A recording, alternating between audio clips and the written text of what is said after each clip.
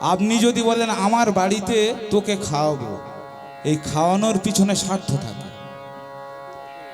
সেবার পিছনে স্বার্থ থাকে না, আর ভোজনের পিছনে স্বার্থ থাকে না। কিন্তু ভোজন করালে ভোজন দক্ষিণা দিতে হবে। দুপুরে সেবার পর আমার মহাপ্রভু গোবিন্দ ঘোষের দিকে হাত বাড়ালেন। গোবিন্দ দাও, মুখ শুদ্ধি দাও। এই মুখ শুদ্ধির জন্য গোবিন্দ ঘোষ ছুটলেন নিকটবর্তী গ্রামে। এক টুকরো হরিতকি আনলেন, অর্ধেক ভেঙে নিজের কাছে রাখলেন আর অর্ধেক মহাপ্রভুর হাতে দিলেন। অন্তর্যামী ভগবান তো, অন্তর্যামী ভগবান বুঝলেন ভক্তের অন্তরের কথা, বুঝলেন অন্তরের কথা। গোবিন্দের ছল চাতুরী, ছল চাতুরী। পরদিন আবার দুপুরে সেবার পর হাত বাড়ালেন। কই গোবিন্দ, দাও, মুখ শুদ্ধি দাও। তৎক্ষণাৎ নিজের কাছে থাকা হরিতকিটা হাতে দিলেন। একই গোবিন্দ, কালকের হরিতকি চাওয়ার পর কত দেরি করে তবে আমাকে দিলে, আজ তাড়াতাড়ি কিভাবে পারলে? যে প্রভু, গতকাল যে হরিতকিটা এনেছিলাম অর্ধেক ভেঙে আমার কাছে রেখেছিলাম আর অর্ধেক তোমাকে দিয়েছিলাম। গোবিন্দ, সন্ন্যাসীর হয় না কভু সঞ্চয় বাসনা, বাসনা। এই সন্ন্যাসীদের সঞ্চয় বাসনা থাকতে নেই। তাই গোবিন্দ, আমার সাথে বৃন্দাবনে যাওয়ার তুমি উপযুক্ত নয়। আমি তোমাকে ত্যাগ করলাম। প্রভু, যদি ভুল করে থাকি তাহলে আমাকে ক্ষমা করো। গোবিন্দ, ভুল তুমি করনি, ভুল আমি করেছি। তোমাকে না জেনে না চিনে আমার সঙ্গী করেছিলাম। আর সঞ্চয় বাসনা নিয়ে কোনোদিন সন্ন্যাসী হওয়া যায় না। যাও যাও গোবিন্দ, তুমি অগ্রদ্বীপে ফিরে যাও, ঘর সংসার করো। সংসার জীবনের মধ্যে থেকে তুমি ভগবানকে সেবা করো। না প্রভু, না প্রভু আমার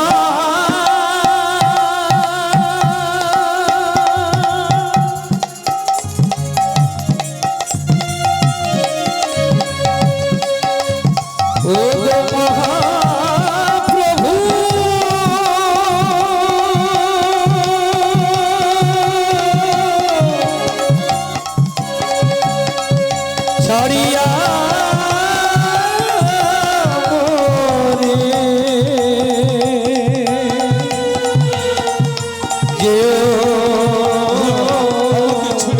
প্রভু, রাখ চরণে।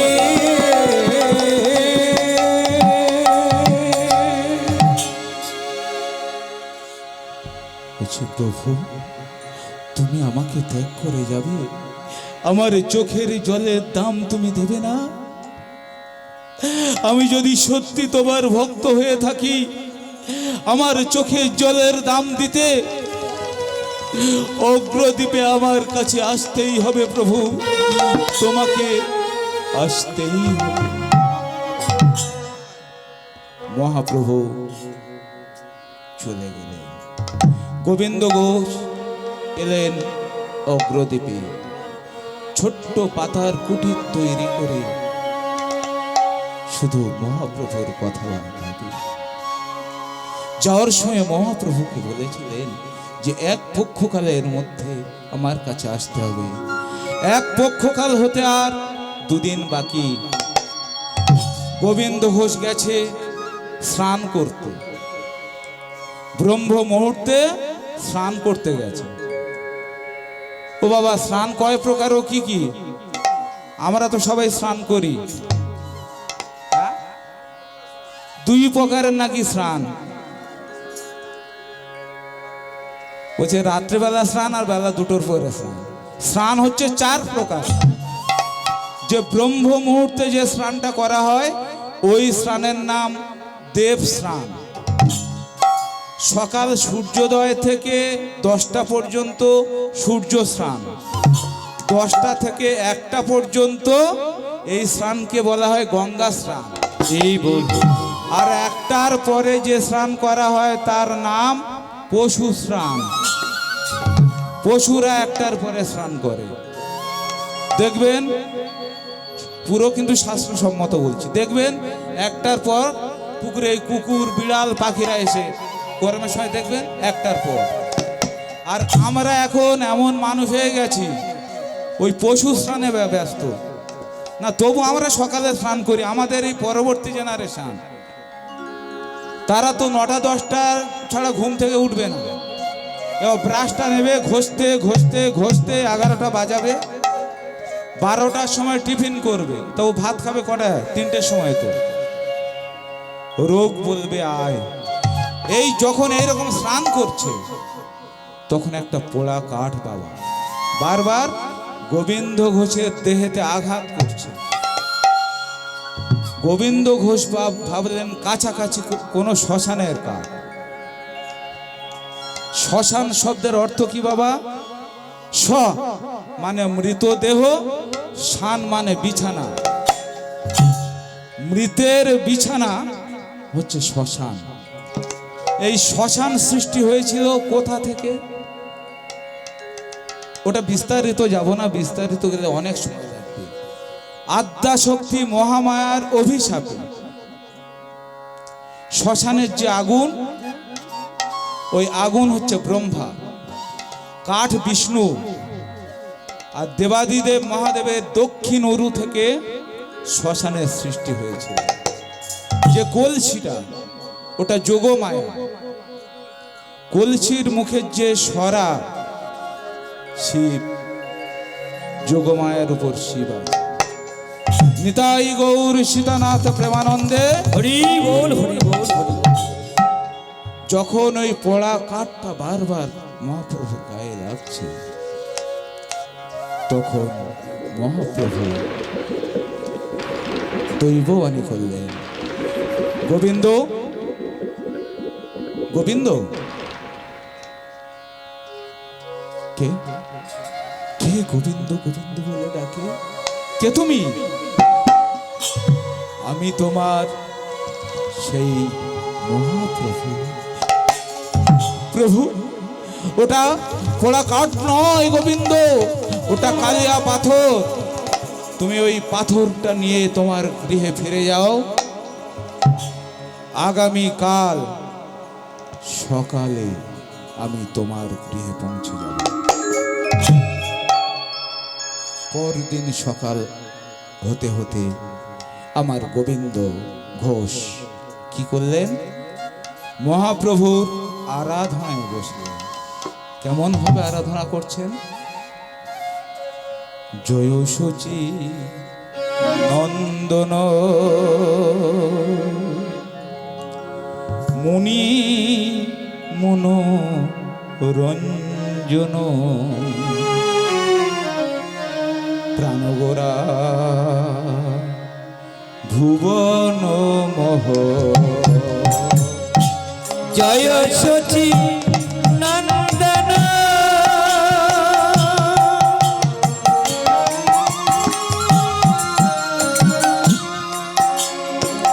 মুনি মনোরঞ্জন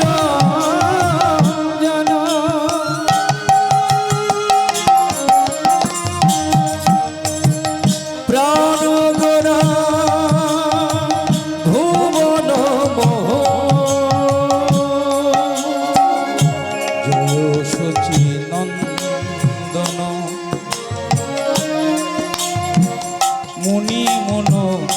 রঞ্জন প্রাণগোরা ভুবন জয় সচিনন্দন নিতাই গৌর সীতানাথ প্রেমানন্দে হরি হরি বল। মুনি মনোরঞ্জন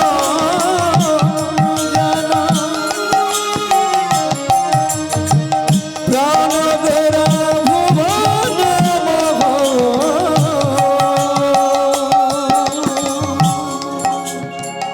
এই রকম মুহূর্তে এলেন আমার মহাপ্রভু।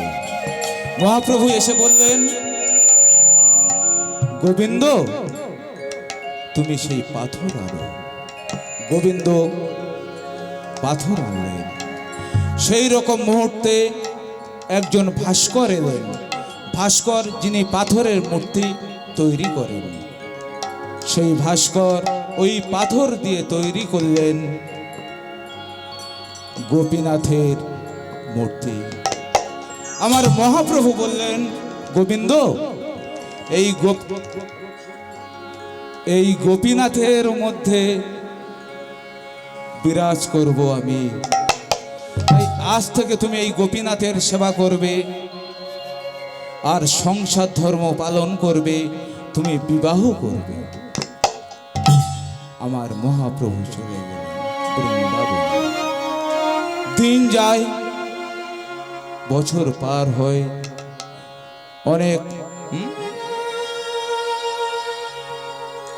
অনেক দেখাশোনার পর একটা বৈষ্ণব পরিবারের কন্যা পদ্মিনীর সঙ্গে গোবিন্দ ঘোষের বিবাহ হয়। আজ গোবিন্দ ঘোষের শুভ বিবাহ। দেখি বিবাহ উপলক্ষে উলুধ্বনি দিন দেখি।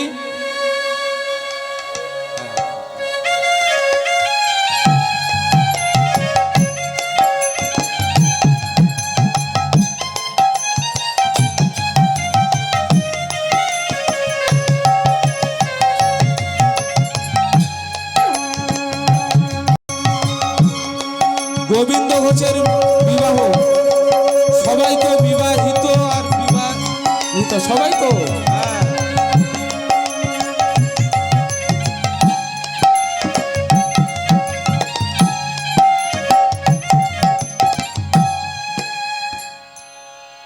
বিবাহ কার সঙ্গে কার বিয়ে হয়? ছেলের সঙ্গে মেয়ের বিয়ে হয় না, না, বিবাহ হয় নারীর। কেন হয়? বিবাহের পর পদবী পরিবর্তন কার হয়? ছেলের না মেয়ের? মেয়ের হয়। এই বিবাহ বিপূর্বক বহ ধাতুর ঘং প্রত্যয় করলে হয় বিবাহ।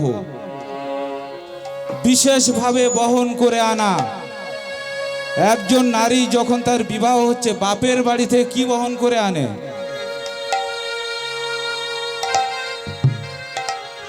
বাপের বাড়ি থেকে কি বহন করে আনে? ধর্ম, অর্থ, কাম, মোক্ষ। এই বিবাহ, এই যে আমরা সনাতন হিন্দু ধর্মের মানুষ, অনেক জায়গায় সনাতন হিন্দু ধর্ম কি জয় বলতে গেলে তাদের ভয় লাগে। বুক ফুলিয়ে বলবেন, সনাতন হিন্দু ধর্ম কি জয়, সনাতন হিন্দু ধর্ম কি জয়, সনাতন হিন্দু ধর্ম কি জয়। যদি না সনাতন হিন্দু ধর্ম থাকে, নিতাই গৌর কোথায় বলবেন?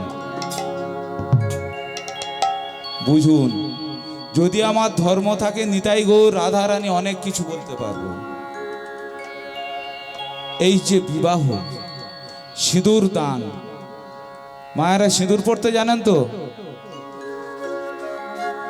যারা সিঁদুর পরেন, এখানে সিঁদুর দান কি বলেন?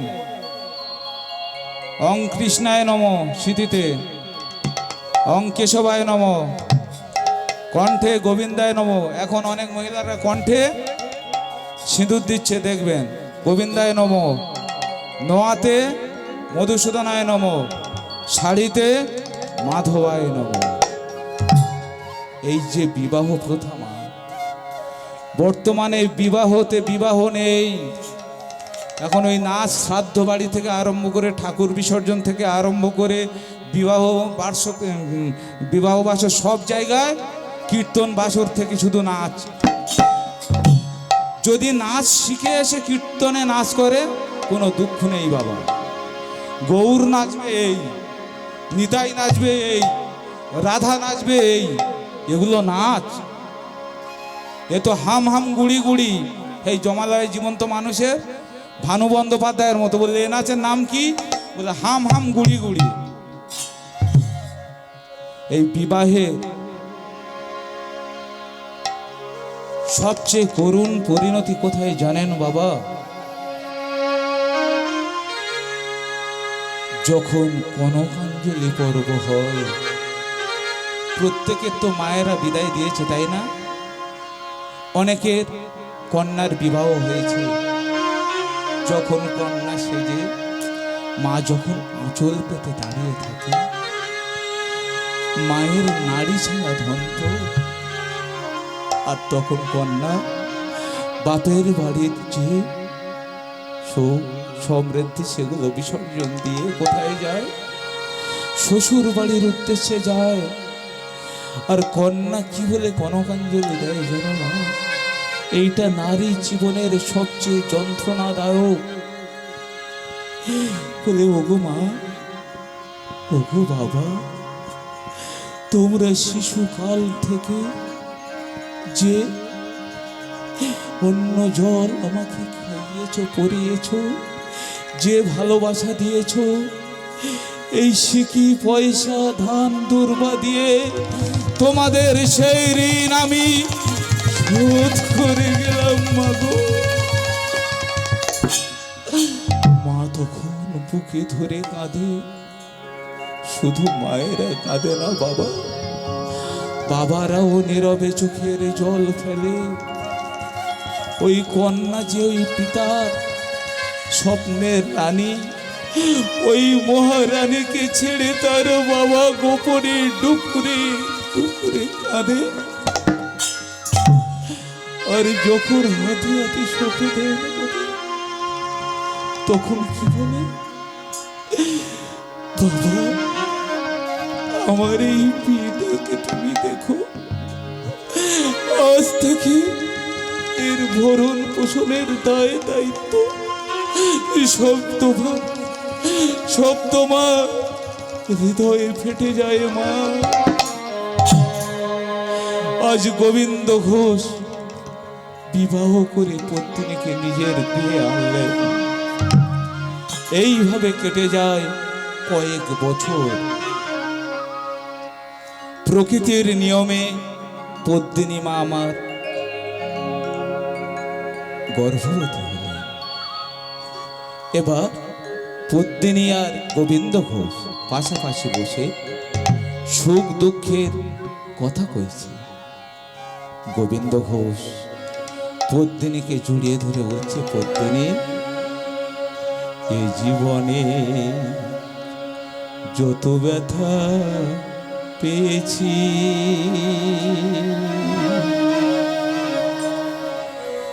সবই তা দিয়েছ ভুলায়ে, মুছাইয়ে দিয়েছ আঁখি প্রেমেরই পরশ খানি ভুলায়ে।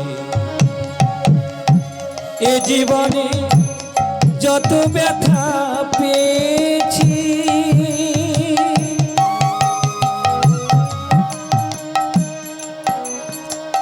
সবই তো দিয়েছ তুমি ভুলায়ে, মুছায়ে দিয়েছ আঁখি প্রেমের পরশ খানি ভুলায়ে। জীবনে যত ব্যথা পেয়েছি, সবই তা দিয়েছ ভুলায়ে মুছায়ে দিয়েছো আখি জল প্রেমেরই পরশ খানি ভুলায়ে। এ জীবনে যত ব্যথা পেয়েছি সবই তো দিয়েছো তুমি ভুলায়ে,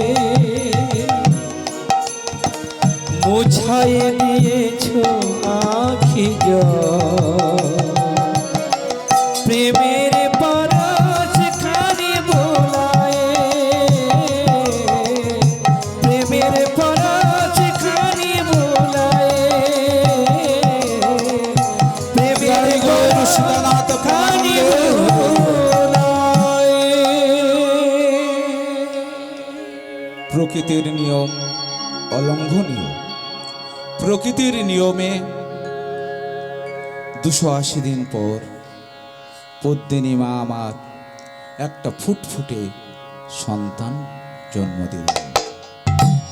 গোবিন্দ ঘোষ আনন্দে নাম রাখলেন গোপীনাথ। ওই পাথরের ভগবানের গোপীনাথের নাম অনুসারে নিজের সন্তানের নাম রাখলেন গোপীনাথ। তখন তো বেশিরভাগ নাম রাখতো সব ঠাকুর দেবতাদের নাম। এখন আমরা মডার্ন যুগে ওসব নাম পছন্দ হয় না। এই গোপীনাথ আস্তে আস্তে বড় হতে লাগলো। যখন গোপীনাথের 5 বছর বয়স, যখন এই গোপীনাথ আর ওদিকে স্ত্রী হয়েছে, ভগবান গোপীনাথের প্রতি একটু অবহেলা তৈরি হয়েছে। দিয়ে ধন বোঝে মন হরে নিতে কতক্ষণ। যখন অবহেলা তৈরি হয়েছে, গোপীনাথ মনে মনে হাসছে, গোবিন্দ তুমি স্ত্রী পেয়েছো, সন্তান পেয়েছো, আর আমার প্রতি অবহেলা তৈরি করেছো। 3 দিনের কাল জ্বরে গোবিন্দ ঘোষের স্ত্রী পদ্মিনী মারা যায়। যখন মারা যায় গোবিন্দ ঘোষ,